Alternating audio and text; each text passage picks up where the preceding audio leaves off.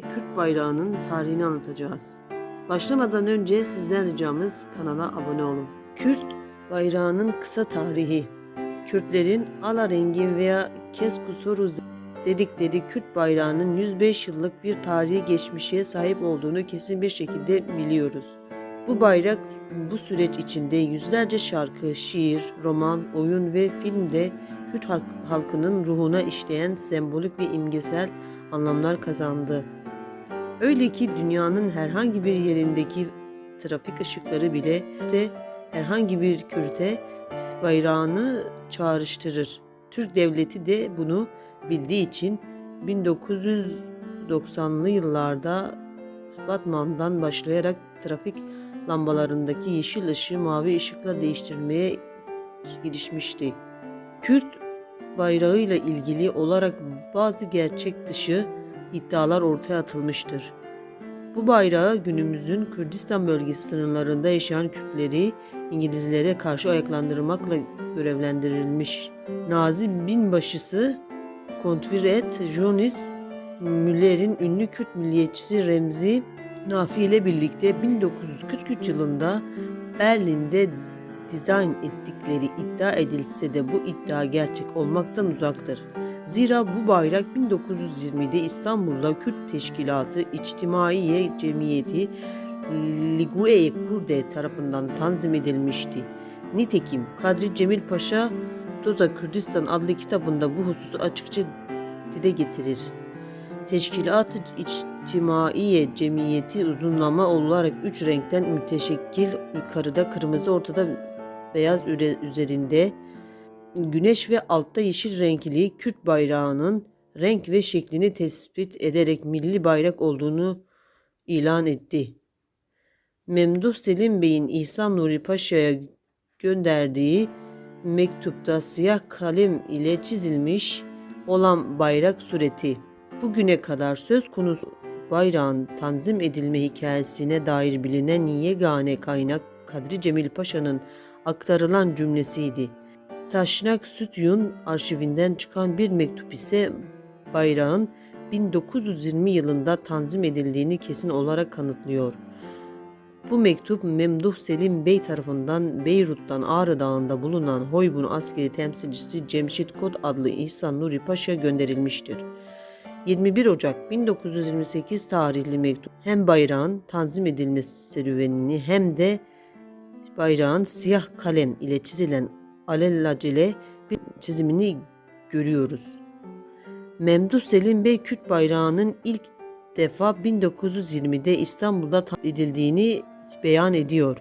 Kürt bayrağı konusundaki tartışmalara son verilmesini talep ediyor ve bu bayrağın koşulsuz bir şekilde Ağrı Dağı'ndaki Direniş Komitesi tarafından kabul edilmesini istiyor. 1. Kürt Kongresi Milli Kürt Bayrağı hakkında vermiş olduğu kararında 1920 senesinde İstanbul'daki Kürt Teşkilatı'nda tanzim etmiş olduğu bayrağı kabul etmiştir. Bu husustaki sebep şudur.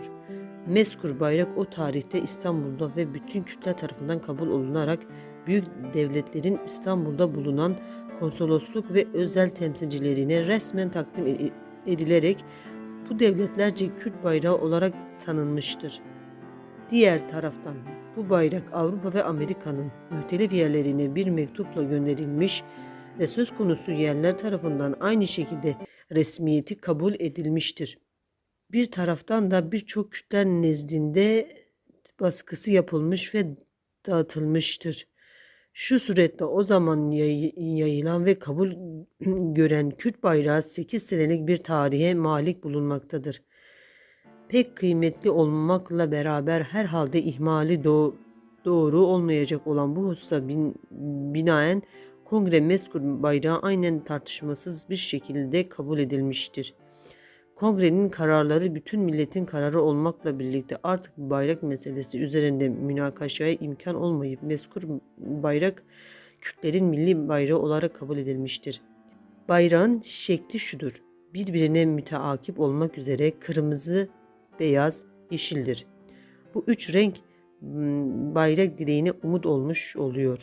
Ortasına tesadüf eden beyaz rengin üzerinde sarı bir güneş fevkalade şeklinde tam bir dairedir. Bayrakta güneş şuleli olarak yukarıdan kırmızı ve aşağıdan yeşile sirayet ediyor. Şimdilik alelacele yaptırılan bir numune tarafınıza gönderilmiştir. Ne var ki söz konusu bayrak dönemin İran bayrağına çok benziyordu. Dönemin Kürt hareketi Aryan teması bağlamında şiddetli sempatisini dile getirmekten çekinmediği İranlı ulusal simge üzerinden de benzerlik kurma çabası içine girmişti diyebiliriz. Bu amaçla dönemin İran bayrağına yakın bir bayrak tanzim etme ihtimalini göz ardı etmemek gerekiyor. Zira Memduh Selim Bey bayrağı tarif ederken bu bayrağı şiiri aslanı inşa edersek aynen İran'ın bayrağıdır denilebilir diyordu. Tanzim edilen Kürt bayrağını güneşi arkasına alan aslanlı İran bayrağından ayıran bir fark kırmızı ile yeşil renklerin yer değiştirmiş olmasıydı. Yine de birbirine benzeyen bu iki bayrak renklere ve güneş sembolüne atfedilen anlamlar itibariye eski Zerdüşti inanca ve tarihsel arka plan Med-Pers imparatorluklarına dayanan ortak mitolojik öğretiye dayanıyordu. Zira 1925-1979 yılları arasında İran kırmızı, beyaz ve yeşilden oluşan üç renkli ve tam ortasında elinde kılıç tutan bir aslan ve güneş sembolü bulunan bir bayrak kullanıyordu. Bayrakta aslan ile sembolize edilen İran mitolojisinin efsanevi kahramanlarından Rustem-i Zal idi. Güneşin ise İran zeminli tarihi Pers İmparatorluğundan bugüne var olan çekirdek bir bölge ve efsanevi İran Şahı Cemşid'i temsil ettiğine inanılmaktaydı. Kürtler ise bu renklere ve güneşe daha farklı anlamlar yüklemişlerdir. Kırmızı, Kürtler için şehit düşenlerin kanını ve devrimin rengini, yeşil, Kürt topraklarının bereketini, beyaz, barışı ve güneş ise esenlik ile kadim din olan Zerdüştlüğü temsil ediyor.